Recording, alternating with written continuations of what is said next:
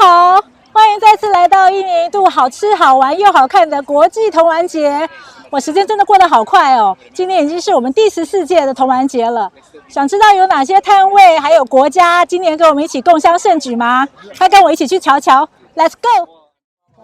好，我们终于来到台中后里的木匠兄妹工坊摊位。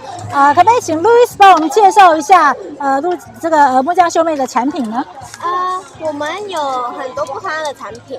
小朋友最喜欢的应该是这个就是把射纸飞机的。因为呢，你这个是可以玩很久，然后我觉得连我弟弟他现在7岁，然后我爸爸也很喜欢，就我觉得每个年纪都会很喜欢这个产品。是，这个是他们的沙拉夹，他们沙拉夹是得到一个法国的，拿到一个法国的那种奖品。然后因为呢，他们的鹿角的形状，你放在地上它就不会碰到地上，就不会脏。OK。然后也是我们弹珠台也全部都卖完了。哇哦，虽然它50块，可是大家全部就一开店的时候就卖完了。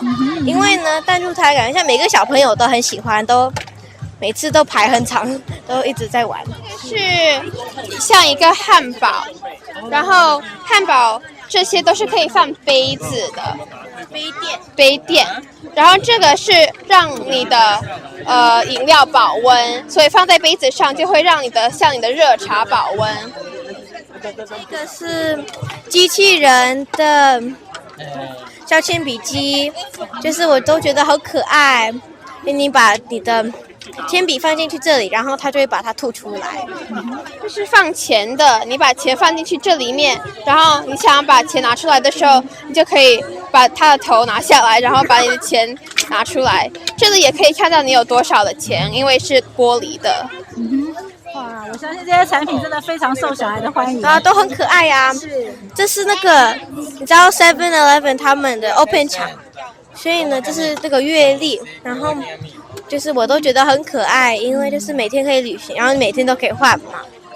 他们的原料都是原木加工的，对，然后每个都是他们自己手做的，然后据我所知，他们还特别做了认证，就是表示说这些产品呢，他们是有环境保护，很注重这个对永续的经营，对。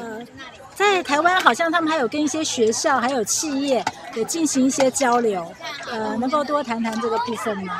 我自己好像就是我们为什么想要办在这个卖木匠兄妹在这里，是因为呢，我们可能前年我宝宝找到一个做木头的地方，就感觉很好玩。我们在台中，就我们去的时候，我们家里有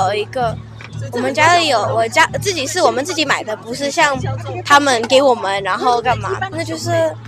然后我们那时候我们有做这个弹珠台，那他们就是教我们怎么做，然后我觉得他们教的方法也都很好，然后最后小朋友都很喜欢，然后我弟弟玩了超久了，都觉得一直觉得很有趣，对，那就是为什么我觉得就是他们每个产品都很好。所以本来是客户。然后呢，对，因为觉得他们的产品又健康又好玩，所以很愿意推广给我们的群众。先是进了他们很多的产品，然后到童玩节来展示给大家。对 ，OK， 好，谢谢你们。今天你们的摊位真的是非常非常热闹，很多小孩很喜欢来买你们的产品。呀，希望你们今天有个好的一天。谢谢。好。今天跟我们走访了这么多的摊位，以及看了这么多的国家表演，是不是你也心动了呢？